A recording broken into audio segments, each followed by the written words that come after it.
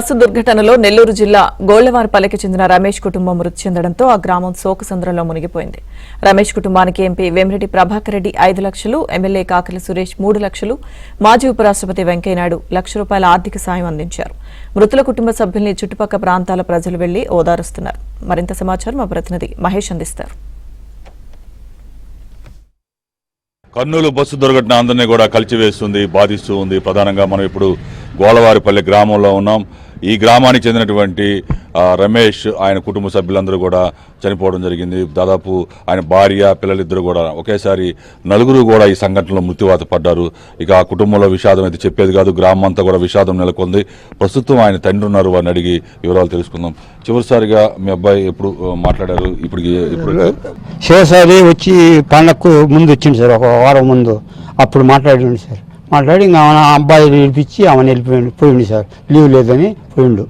వాళ్ళు వారం 10 రోజులు ఎక్కడనే ఉన్నారు సార్. పిల్లవాళ్ళు ఏళ్ళని దాక్కుంటా ఉన్నాం.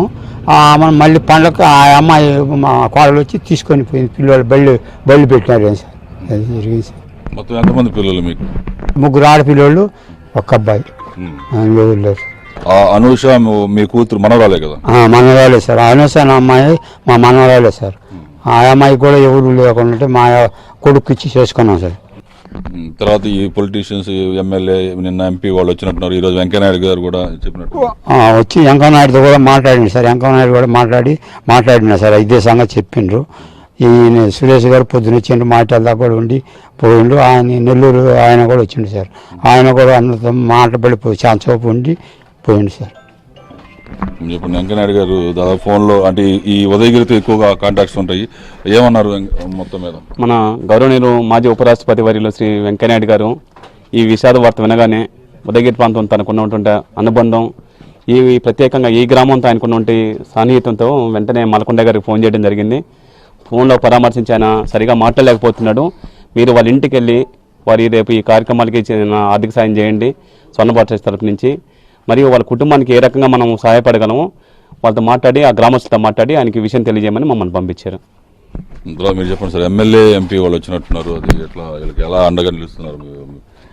మా ఎమ్మెల్యే గౌరవనీయులు కాకాల సురేష్ గారు నిన్న కర్నూలు దగ్గర జరిగిన సంఘటన తెలిసిన వెంటనే 7 గంటలకి ఇక్కడికి ఈ గ్రామంలోకి రావడం జరిగింది. మీరు భయపడద్దు, మీరు సరే జరిగిన సంఘటనని నేను తీర్చలేను కానీ మీకు చేదోడు వాదోడుగా అండదండలుగా నేను ఉంటానని చెప్పని భరోసా ఇవ్వడం జరిగినది. ఒక ₹3 లక్షల ఆర్థిక సహాయం కూడా ప్రకటించడం జరిగింది.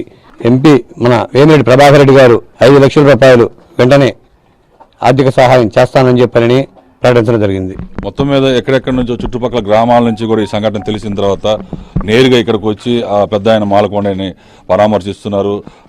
ఒక్కసారిగా ఇంట్లో కుటుంబంలో నలుగురు చనిపోవడం అనేది చాలా దురదృష్టకరమైన సంఘటన. ఈ ప్రాంతం అంతా కూడా గోళ్లవారిపల్లె గ్రామం అంతా కూడా శోక సముద్రంలో మునిగిపోయింది. ఏమంటారు సార్, ఇటువంటి సంఘటన ఎప్పుడు చూసారా? ఏమంటారు? ఈ సంఘటన చాలా దురదృష్టకరం. ఎవరికి పగవాళ్ళకం జరగకూడదని మా అభిప్రాయం. వారి కుటుంబానికి మరో ధైర్యం చేకూరాలని భగవంతుని పరిస్థితి. మీరేమంటారు సార్? ఈ గ్రామంలో ఉన్నారు, ఆ రమేష్ అబ్బాయితో మీకు ఎలాంటి పరిచయాలు ఉండేవి? నా దాయి సార్, మా తమ్ముడు అవుతాడు. మేము ఎప్పుడు వచ్చినా పోయినా మంచి సన్నిహితంగా ఉంటాము. బాగా కలుగొలుపుగా నలుగురితో కలవటం చేయటం కానీ అంతా హ్యాపీగా ఉండేటోడు.